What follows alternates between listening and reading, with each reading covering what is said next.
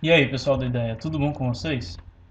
Eu sou Samuel Fernandes e está começando a aula 6 de História do Brasil sobre governo provisório e república oligárquica, também conhecidas como República da Espada e República do Café com Leite. Bem, antes de falar desses períodos da República, a gente tem que falar da proclamação da República, né?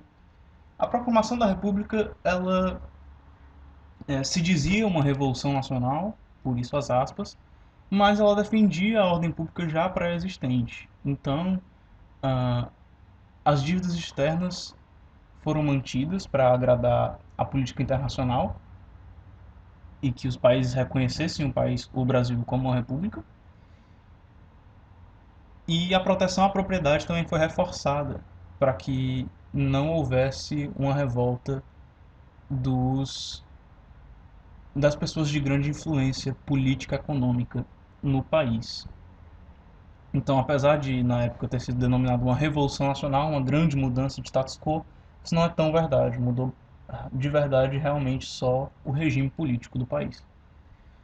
Quem liderou essa expulsão de Dom Pedro II e o fim do reinado, esse levante militar, foi o Marechal Deodoro da Fonseca, que acabou por ser o primeiro presidente da República. Foi eleito. Ele então instituiu o federalismo, ah, o que significa o Brasil passa a ser um país dividido em estados, o que antes não existia. Ele separa o Estado da Igreja, ou seja, traz o Estado laico, e com isso a necessidade de fazer um registro civil e um casamento civil. Antes disso, o registro civil era o batismo e o casamento civil era o mesmo do casamento religioso, certo? Então agora o Brasil é um país onde você é livre para acreditar no que quiser, em teoria. Nós temos novos símbolos também para representar a República, como a bandeira nacional, representada ao lado. E temos, por fim, a Lei de Grande Naturalização, que é uma lei que naturaliza os imigrantes que ao Brasil vieram. Então agora eles também são brasileiros. Já no governo do Marechal Deodoro, nós temos o encilhamento, que é promovido por Rui Barbosa, o ministro da Fazenda de Deodoro Fonseca. Isso mesmo, Deodoro da Fonseca. Há um incentivo comercial muito por querer que haja um incentivo da indústria no país. E os bancos são autorizados a imprimir enormes quantidades de moeda, o que obviamente gera inflação, a criação de empresas fantasmas, que eram empresas que não existiam, mas que existiam ações em cima delas, em que você comprava. Era o que os acionistas queriam fazer era comprar barato e vender caro, já que a inflação estava muito alta, os preços mudavam com muita facilidade, aumentavam com muita facilidade, porque você tem uma produção excessiva da moeda e não tem uma equiparação de produtos em cima disso. Então a moeda perde valor.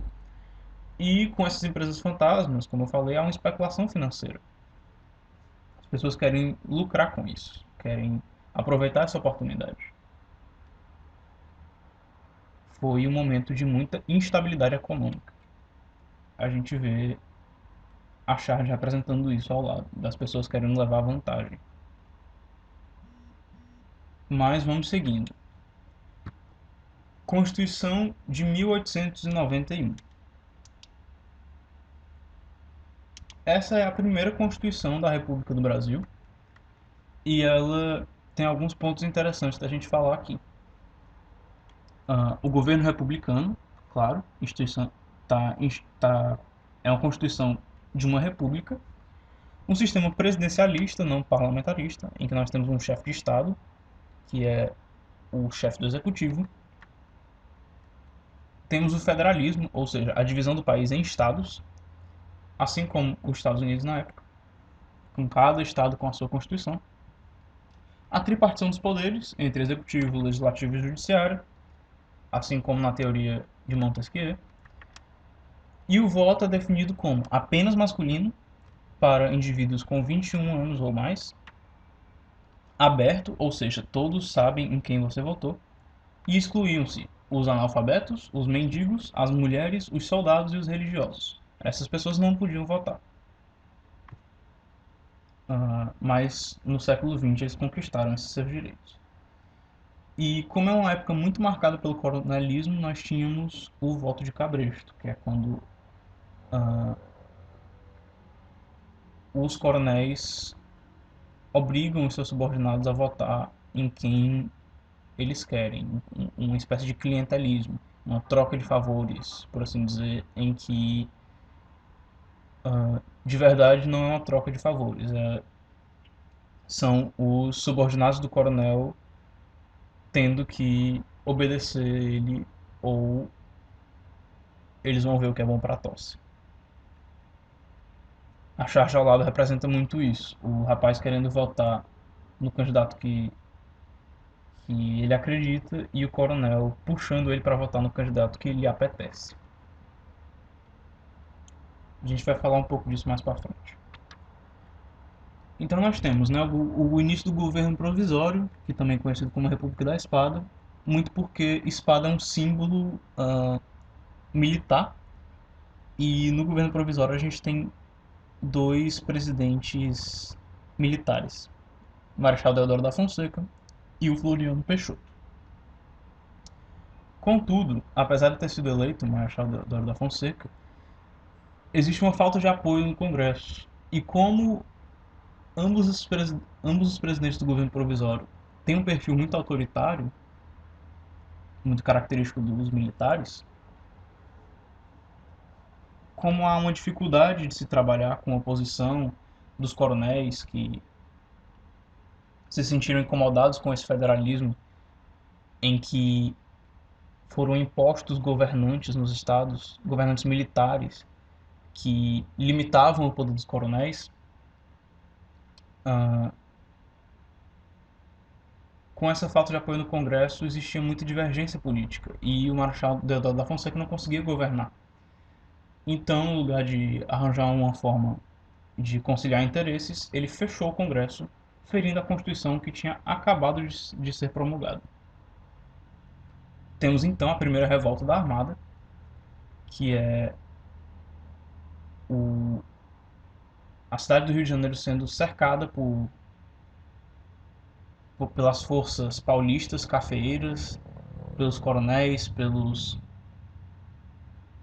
e, uh, e por qualquer pessoa que se sinta ferida com essa quebra da Constituição, com essa ameaça à República. E então Deodoro da Fonseca renuncia ao seu governo e assume o vice Floriano Peixoto, que também tem perfil autoritário.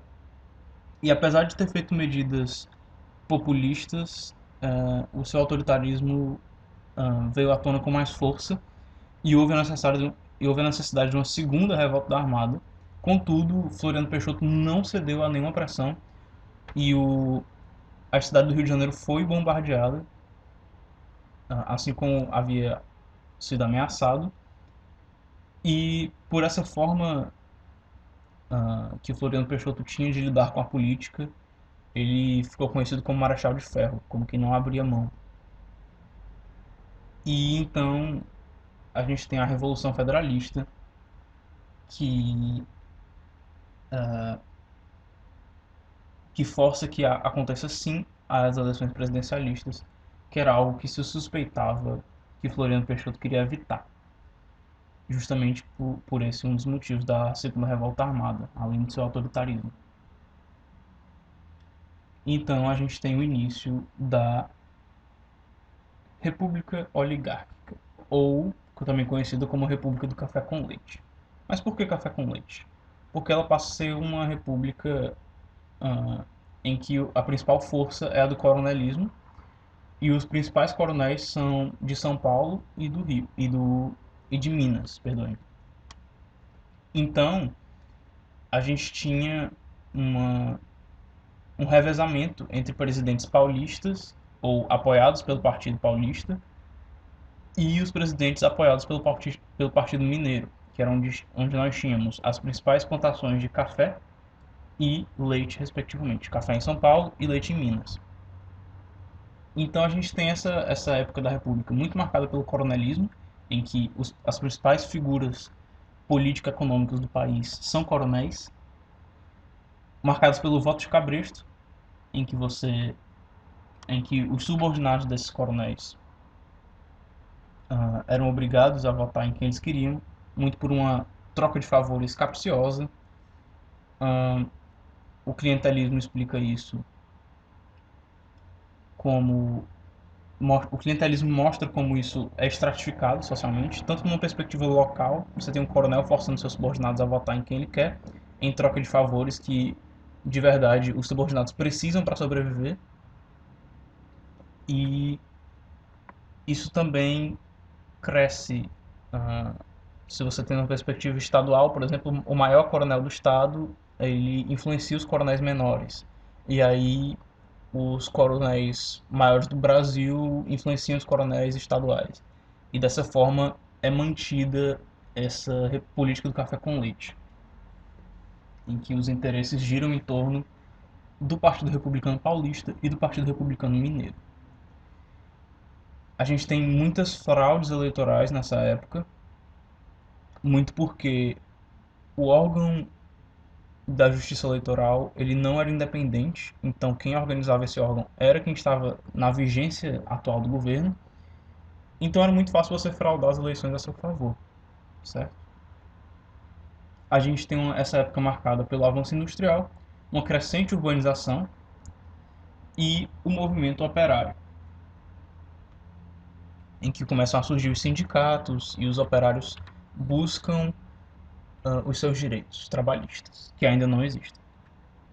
Jornadas de trabalho enormes, com remuneração ridículas, com crianças trabalhando, uh, crianças menores de 14 anos, recebendo maus tratos, enfim, o trabalhador definitivamente não tinha uma boa condição de vida nessa época.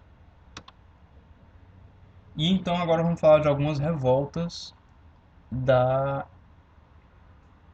do, da República Oligárquica, certo?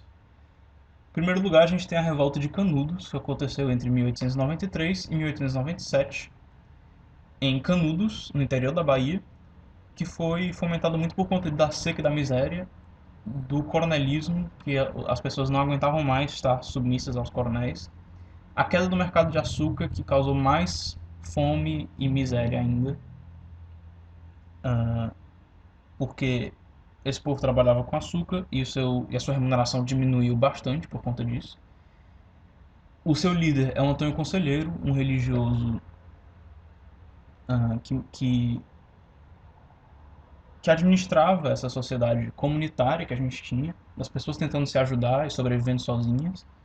E a gente tem então a reação da igreja, que achava que isso era um desvio de conduta do Antônio Conselheiro, e dos coronéis que se sentiam ameaçados por existir essa parcela da sociedade que consegue fugir da sua submissão. Então a gente tem a promoção de um massacre na revolta de Canudos.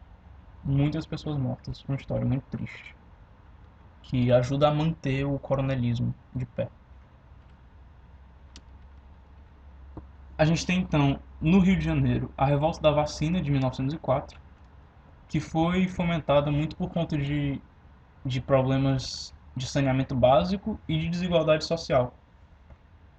Em nome do progresso, da industrialização e do modernismo brasileiro, o governador da época demole vários casebres e cortiços, que são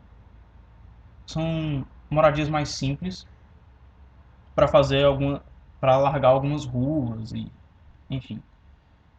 E um grande médico da época, o Oswaldo Cruz, ele propõe a vacina obrigatória contra a varíola, porque a vacina era uma novidade na época e essa industrialização parecia uma coisa boa. Então, essa modernidade parecia uma coisa boa. Então, como o perfil dessa vacinação foi obrigatória, e a sociedade não entendia isso muito bem ainda, e isso adicionado a esses motivos de revolta, né, a desigualdade social, a falta de saneamento básico, a demolição das casas das pessoas, a gente tinha uma sociedade que achava a vacina imoral, você espetar alguma coisa dentro de uma mulher. Eles não entendiam o fato de você injetar um vírus dentro de uma pessoa, isso não seria uma coisa ruim, ah, apesar de que o vírus é atenuado, né? Mas as pessoas não tinham esse conhecimento. E não houve a devida explicação para que as pessoas entendessem que a vacina era uma coisa boa. Então, a revolta da vacina foi esse levante popular contra a capacidade invasiva do governo, até onde o governo da República pode me obrigar a fazer alguma coisa, entende? A gente tem então, por último, a revolta da Chibata, em 1910. Foi uma revolta dos marinheiros brasileiros que estavam revoltados com os castigos, as chibatadas e os seus baixos salários que recebiam durante seu emprego, e fizeram um cerco no litoral do Rio de Janeiro, ameaçaram bombardear tudo, e o governo, enganoso, de início cede e promete anistia aos revoltosos, mas contudo aprisiona a maioria e expulsa vários dos marinheiros da marinha, certo?